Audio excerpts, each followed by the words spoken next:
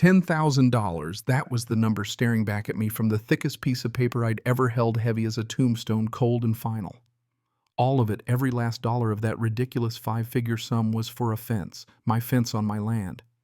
Now, I'm not going to lie to you, this wasn't a pretty fence, not the kind you'd see on a postcard or painted white for show. It was a real farm-grade post and wire setup, reinforced with mesh, built to do a single job: keep my two big steers from turning my neighbor's prize-winning pansies into an all-you-can-eat salad bar. And yeah, they'd tried it once, but I'm the kind of guy who learns quick. Once is enough. I pulled the permits myself, every T crossed, every I dotted. But none of that mattered, not to her. See the woman who signed the letter, Elena Vance, president of our lovely little HOA. She didn't see a fence. She saw a declaration of war. According to Elena, my unsightly fence was an assault on something she called visual tranquility. She actually wrote that visual tranquility like she was writing for a garden magazine or selling tickets to Tuscany. Never mind, my family had worked this ground 100 years before her fake Italian villa or her army of garden gnomes showed up. I remember standing by the mailbox, that fine burning a hole in my hand, looking over my land, feeling like someone had spit on my father's boots, like every drop of sweat we'd poured into this place didn't matter. And then, like the universe knew I needed it, Marcus Thorne, my neighbor, came walking by. "Morning, Liam. Looks like you got one of Elena's famous letters," he said, leaning on his shovel. "Heard she was raising a fuss about your fence. Looks solid to me. Don't let her push you around. You know, sometimes a kind word is all it takes to keep a guy upright." I nodded, said thanks, and for a second I thought maybe I was overreacting. Maybe it was just a neighborly misunderstanding. I called the number on the notice, thinking maybe we could talk it out like adults, but of course it went straight to a pre-recorded monologue from Elena about her preferred communication method, email only. So I emailed.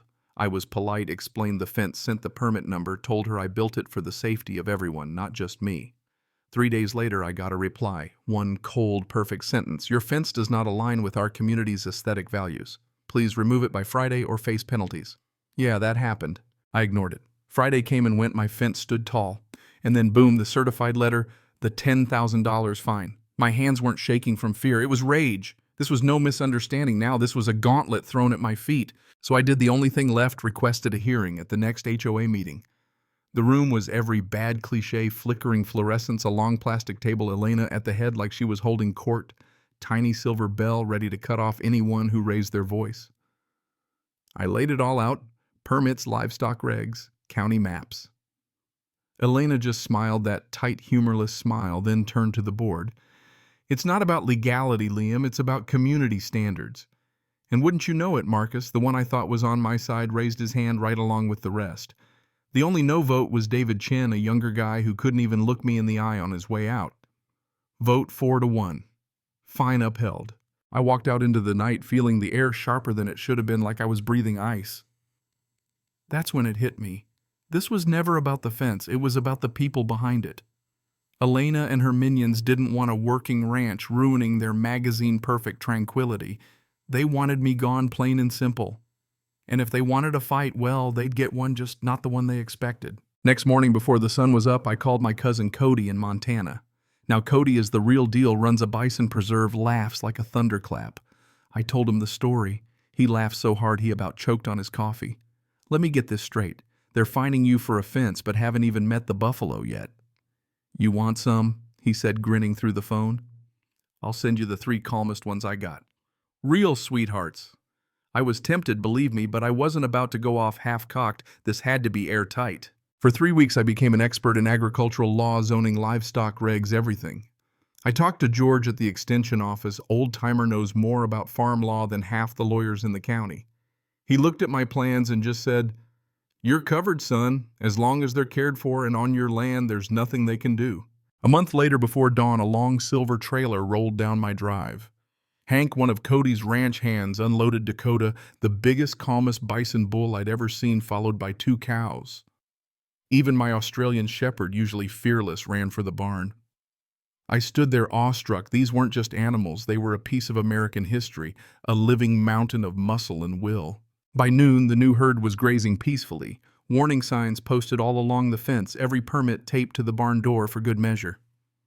Of course, it didn't take long that evening. Elena pulled up in her oversized SUV, sunglasses so big they covered half her face, flanked by her little royal court. She stared at the Bison like they were alien invaders. "What is the meaning of this?" she snapped, voice trembling with fury. I just smiled. "Livestock, Elena. Perfectly legal." She threatened animal control. I told her they'd already seen my permits. She called. Anyway. I watched the color drain from her face as she listened to them confirm it. Next day, Marcus shows up, big grin on his face. "Liam, you're a legend." I saw her face, thought she'd faint. "This is brilliant." He seemed genuine, even asked about the new security alarms I'd set up. All high-tech phone alerts, steel gates. He said he'd keep an eye out. I thanked him, thinking maybe he was on my side after all. That peace lasted a few tense weeks. Then another letter showed up, not from the HOA, from their lawyer. Now they were digging up some ancient town bylaw from 1892, something about wild animals. It was a reach, but it was enough to threaten a court fight that could bankrupt me. I felt the old dread rising like I was sinking in quicksand. So I did what any stubborn farmer would. I drove to the county records office, dug through stacks of dusty ledgers, hunting for any clause or exemption. On day 2, I found a 1922 covenant handwritten grandfathering my property rights, every right to keep livestock immune to future town rules. Not only that, but as I dug deeper, I found the land had once belonged to the Vance family, Elena's ancestors. Turns out her crusade wasn't about visual tranquility, it was about revenge, about clawing back some lost family honor. Armed with my new paperwork, I sent a notarized letter to the HOA. "My land is exempt. Here's proof. Consider this settled." I figured that'd be the end, but Elena wasn't done. 2 days later, flyers appeared on every pole. Emergency town hall, imminent danger. She called the meeting at the park gazebo right beside my pasture, making a whole spectacle of it. The day of the meeting, thunder was rolling and sky bruised and heavy. Marcus, acting all neighborly, offered to check the west gate for me before the storm hit. I thanked him, too distracted to see the knife in his smile. An hour later, I stood before the crowd, laying out the truth, the covenant, the history. Folks were listening, starting to get it. Then, right in the middle of my speech, my phone buzzed, "Security alert, West Gate." My blood ran cold. I glanced at the live feed, the Bison spooked by the storm crowding the fence, Dakota ramming the weakened gate. In a flash of lightning, I saw Marcus in the back arms, folded, that smug grin. It was him he'd sabotaged the latch. A crack, not thunder, but wood giving way. People started screaming. I ran vaulting the railing, sprinting through the rain toward the gate just as it was about to give. Dakota's huge head was shoving the fence, straining. It was chaos. Then through the storm, I heard my name, David Chen, and a couple of other neighbors running straight into danger, slamming into the gate beside me, holding it with everything we had. Together we kept the Bison in, just barely. By the time the sheriff arrived, Elena was shrieking for my arrest. Marcus was nowhere to be seen. Sheriff Brody, calm, no nonsense, asked me what happened. I told him the whole story. Back home, soaked to the bone, I pulled up the security footage, watched Marcus tampering with the latch, clear as day. Next morning, I handed the evidence to the sheriff. He didn't say much, just promised he'd take care of it. Word spread fast. Elena arrested Marcus too, caught red-handed. The neighborhood buzzed for weeks, the story of the queen of visual tranquility and her loyal knight, brought down not by a wild rancher, but by their own schemes. The HOA called an emergency vote, both removed, new president, new rules. David Chen came to my door, apologizing, holding a check for damages and legal fees. He asked for my help rewriting the bylaws, adding a right to farm clause. I said yes. It felt right. Months later, the Bison became celebrities. Families stopped by just to watch them graze. School field trips showed up, and my fence of defiance became a landmark. Someone spray-painted Prairie Justice on it. I carved it in for good. The old queen sold her house. Marcus faded away, and peace finally settled in.